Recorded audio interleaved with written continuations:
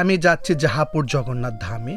কারণ আজকে জগন্নাথ ধামে একটা অনুষ্ঠান রয়েছে। তো যাওয়ার সময় তো দেখতেছি আমাদের এক দিদা উনিও নাকি মন্দিরে যাবে। কিন্তু উনি হেঁটে যেতে পারতেছে না, উনার অনেকটা কষ্ট হচ্ছে। উনি অনেকটাই অসুস্থ। তারপর তো আমি উনাকে ধরে নিয়ে যাচ্ছি। আমি বলতেছি, "তুমি আমাকে শক্ত করে ধরো, আমি তোমাকে নিয়ে যাবো।" তাছাড়া আজকে জাহাপুর জগন্নাথ মন্দিরে প্রিয় কমলাকান্ত রায়ের মৃত্যুবার্ষিকী। এটাই হচ্ছে উনার সমাধি। উনার আজকে যে মৃত্যুবার্ষিকী সেই উপলক্ষে আজকে জগন্নাথ মন্দিরে অনুষ্ঠান রয়েছে।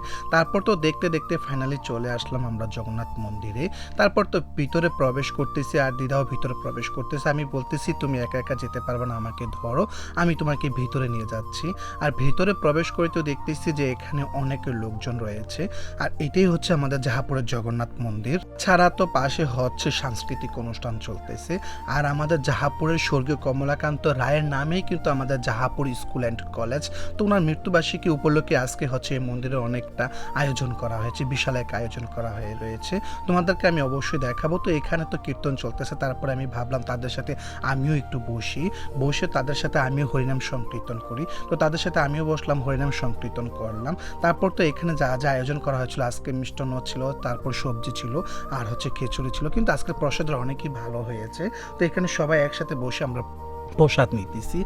তারপর তো প্রসাদ নেওয়ার পর হচ্ছে বাড়িতে আমি চলে যাব। কিন্তু আজকের যে প্রসাদটা খুবই ভালো একটা প্রসাদ হয়েছে।